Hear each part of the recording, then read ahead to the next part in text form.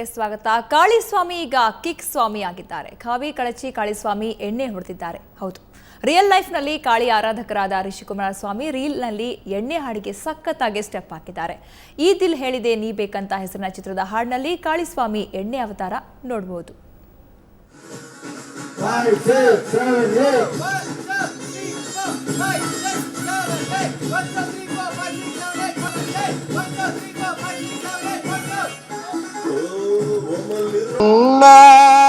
ಸವಾಸನ ಚಂದ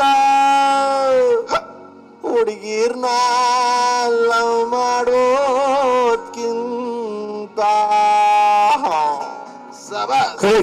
ಏನಾಗೋದ್ರಿ ಇಲ್ಲಿ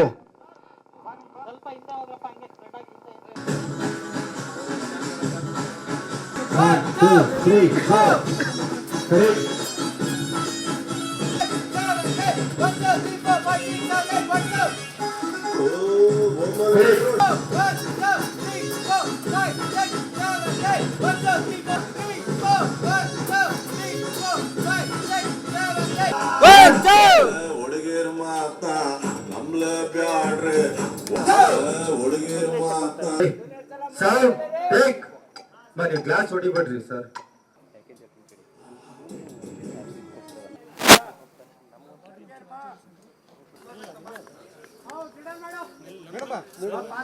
ಅಣ್ಣ ಸವಾಸನ ಚಂದ ಸವಾಸನ ಚಂದ ಹುಡುಗಿರ್ನ ಚೆನ್ನಾಗಿತ್ತು ಎಕ್ಸ್ಪ್ರೆಷನ್ಸ್. ಹುಡುಗಿರ್ನ ಲವ್ ಮಾಡೋದ್ಕಿಂತ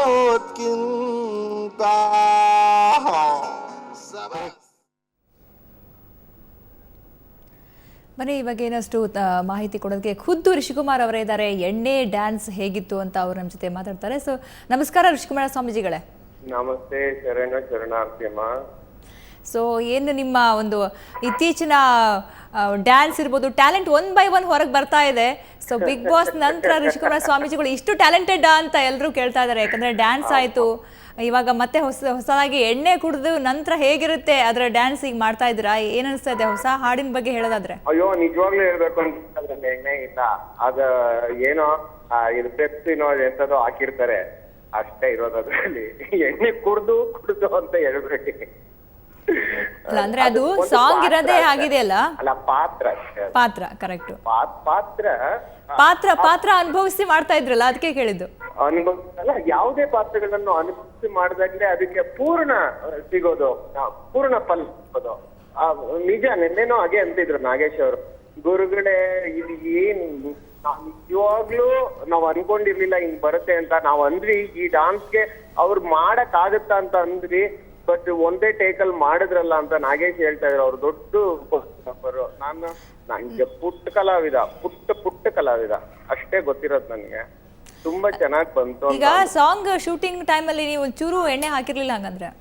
ಅಮ್ಮ, ಈಗೂ ಉಂಟೆ. ಇಲ್ಲ, ನಾನು ಯಾಕೆ ಹೇಳ್ತಿದ್ರೆ ಅಂದ್ರೆ, ನೀವು ಈಗ ಕಾವಿ ತೊಟ್ಟವರು, ನಿಮ್ಮ ಸ್ವಾಮೀಜಿಗಳು ಈಗ ಎಣ್ಣೆ ಕುಡ್ದವ್ರ ತರ ಪಾತ್ರ ಮಾಡ್ತಾ ಇದ್ರು. ಸೊ ಆ ಡ್ಯಾನ್ಸ್ ಫುಲ್ ಕಿಕ್ ಹೊಡೆದವ್ರ ತರ ಸ್ಟೆಪ್ಸ್ ಹಾಕ್ತಾ ಇದ್ರಿ. ಸೊ ಏನು ಭಕ್ತರೆಲ್ಲ ಏನ್ ಅನ್ಕೊಂಡ್ಬಿಡ್ತಾರೆ ಅಂತ? ಏನಿಲ್ಲ, ನಾನು ಹೆಂಗೆ ಅಂತ ಗೊತ್ತಲ್ಲ. ನಾನು ಇಲ್ಲಿ ನನ್ನ ಪಾತ್ರಕ್ಕೆ ಆಗಿದ್ದೀನಿ ಅಷ್ಟೇ ಅಮ್ಮ. ಇಲ್ಲ, ನೀವೀಗ ಸ್ವಾಮೀಜಿ ಆಗಿ ಇಂಥ ಪಾತ್ರ ಒಪ್ಕೊಳ್ಳುವಾಗ ನಿಮ್ಗೆ ಏನ್ ಅನಿಸ್ಲಿಲ್ವಾ? ಇಲ್ಲ, ಆ ಗೀತೆ ಹಂಗಿದೆ. ನಮ್ಮ ವಿಜಯ್ ಪ್ರಕಾಶ್ ಅವರು ಹಾಡಿದ್ದಾರೆ.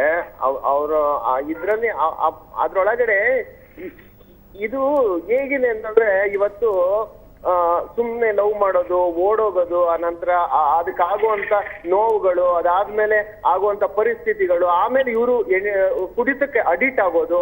ಯಾತಕ್ಕೆ ಅಡಿಕ್ಟ್ ಆಗ್ತೀರಿ ನೀವು? ಇದಕ್ಕೆಲ್ಲ ಮೂಲ ಕಾರಣ ಏನು ಅನ್ನುವಂತ ಸಾಹಿತ್ಯ ಅದು. ಅದಕ್ಕೆ ವಿಜಯ್ ಪ್ರಕಾಶ್ ಅವರು ಭಾವ ತುಂಬಿ ಹಾಡಿದ್ದಾರೆ.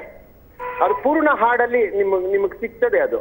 ಅಲ್ಲ, ನಮ್ಗೆ ಡೌಟ್ ಏನಂದ್ರೆ, ನನ್ಗೆ ಒಂದು ಡೌಟ್ ಅಂದ್ರೆ, ನೀವು ಈ ಪಾತ್ರ ಒಪ್ಕೊಂಡ್ರಲ್ಲ, ನಿಮ್ಗೆ ಏನ್ ಅನ್ಸ್ಲಿಲ್ವಾ? ಅಂದ್ರೆ ನಾನು ಈ ಪಾತ್ರ ಮಾಡಿದ್ರೆ ನನ್ಗೆ ನಂತರ ನನ್ನ ಭಕ್ತರು ಇರ್ಬೋದು ಅಥವಾ ನನ್ಗೆ ಫಾಲೋವರ್ಸ್ ಇರ್ಬೋದು. ಅಮ್ಮ ಹೇಳ್ತೀನಿ, ಪಾತ್ರನೇ. ನನ್ಗೆ ಕಸ್ತೂರಿ ನಿವಾಸದಲ್ಲಿ ಅಶ್ವಥ್ ಅವ್ರ ಪಾತ್ರ, ಅದ್ರಲ್ಲಿ ಏನೂ ಇಲ್ಲ, ಆದ್ರೆ ಕೊನೆಗೆ ಇಡೀ ಪ್ರಾಣ ತುಂಬುವಂತ ಪಾತ್ರ. ಹಾಗೆ ಪಾತ್ರ ಪುಟ್ಟ ದೊಡ್ಡದು ಅಥವಾ ಚಿಕ್ಕದು ಇದು ಅನ್ನುವಂಥದ್ದಿಲ್ಲ. ನನಗೆ ಉಮಾಶ್ರೀ ಅವರು ನನಗೆ ಒಂದು ವಿಶೇಷವಾದ ಶಕ್ತಿ ಅನ್ನಿಸ್ತಾರೆ ಉಮ್ಮಕ್ಕ ಅವರು. ಯಾಕೆ ಅಂತಂದ್ರೆ ಅವ್ರು ಸಣ್ಣ ಪಾತ್ರ ಆದ್ರೂ ಜೀವ ತುಂಬಿ ಮಾಡಿರ್ತಾರೆ, ಆದ್ರೆ ಇಡೀ ಚಿತ್ರದಲ್ಲಿ ಅವ್ರ ಪಾತ್ರ ಎದ್ದು ಕಾಣ್ತಾ ಇರ್ತದೆ. ಪಾತ್ರಕ್ಕೆ ದೋಷ ಇಲ್ಲ, ಈ ಪಾತ್ರ ಆ ಪಾತ್ರ ಅನ್ನೋ ಸೊಪ್ಪು ಮಾರೋ ಪಾತ್ರದಿಂದ ಹಿಡಿದು ಆಟೋ ಓಡಿಸೋ ಪಾತ್ರದವರೆಗೂ ಪಾತ್ರಗಳೇ. ಅದಕ್ಕೆ ಯಾವ ವಿಷಯ ಇದೆ ಅದರಲ್ಲಿ ಅಂತ. ಈಗ ಕುಡಿದ್ಬಿಟ್ಟು ಹೇಳ್ತಾ ಇದ್ದೀವಿ ತತ್ವ ಇದು ನಿಮ್ದೇ ಕ್ವಶನ್, ನಾನೇ ಕ್ವಶನ್ ಹಾಕೊಂಡು ಕೇಳ್ತಾ ಇದ್ದೀನಿ. ಕುಡಿದ್ಬಿಟ್ಟು ತತ್ವ ಹೇಳ್ಬೇಕಾ ಗುರುಗಳೇ? ಈ ಕ್ವಶನ್ ಹುಡ್ತದ. ಶರೀಫ್ರು ಅವರು ತತ್ವಗಳನ್ನ ರಚನೆ ಮಾಡಿರೋದ್ರಲ್ಲಿ ಅವ್ರು ಸಾರಾಯಿ ಕುಡಿತಿದ್ರು, ಶಂಕರಿ ಕುಡಿತಿದ್ರು, ಗುರುಗೋವಿಂದ ಭಟ್ರು ಅನ್ನೋದು ಬರಲ್ಲ. ಅವ್ರ ಒಳಗಡೆ ಇರುವಂತ ತತ್ವ ದೊಡ್ಡದಾಗ್ತದೆ. ಅಂದ್ರೆ ಅಂದ್ರೆ ನೀವು ಶರೀಫರ ಉದಾಹರಣೆ ತಗೋತಿದ್ರ, ಅಂದ್ರೆ ನೀವೀಗ ನಾನ್ ಶರೀಫ್ ಅಂತ ಹೇಳ್ತಾ ಇಲ್ಲ, ಆದ್ರೆ ಆ ಪಾತ್ರದ ಒಳಗಡೆ ಇರುವಂತ ವಿಷಯ, ಆ ವಿಷಯ ಹಾಳಾಗ್ಬೇಡಿ ಅನ್ನುವಂಥದ್ದಿದೆ. ಈಗ ಇಡೀ ನಿಮ್ಮ ಯೂತ್ ಯಾತಕ್ಕೋಸ್ಕರ ಹಾಳಾಗ್ತಿದ್ದೀರಿ ಅಂತಂದ್ರೆ ಏನೋ ಲವ್ ಅಂತ ಹೋಗ್ತೀರಿ, ಅದಕ್ಕೆ ಹಿಂದೆ ಇಲ್ಲ ಮುಂದೆ ಇಲ್ಲ, ಕೊನೆಗೆ ಅವ್ರನ್ನ ಕರ್ಕೊಂಡು ಓಡೋಗ್ಬಿಡ್ತೀರಿ. ಓಡೋದ್ ನಂತರದಲ್ಲಿ ಬೂಟ್ ಎಟ್ ತಿನ್ಲೇಬೇಕಾ ನೀವು? ಕರ್ಕೊಂಡು ಕಿಡ್ನಾಪ್ ಕೇಸ್ ಹೊತ್ತ ಹಾಕ್ತಾರೆ. ಇದೆಲ್ಲ ಇದೆ ಅದ್ರೊಳಗಡೆ. ಅದನ್ನ ನಾನು ಕೇಳ್ಬಿಟ್ಟು ವಿಜಯ್ ಪ್ರಕಾಶ್ ಅವ್ರು ನನಗೆ ತುಂಬಾ ತುಂಬಾ ತುಂಬಾ ಇಷ್ಟವಾದ ಗಾಯಕರು.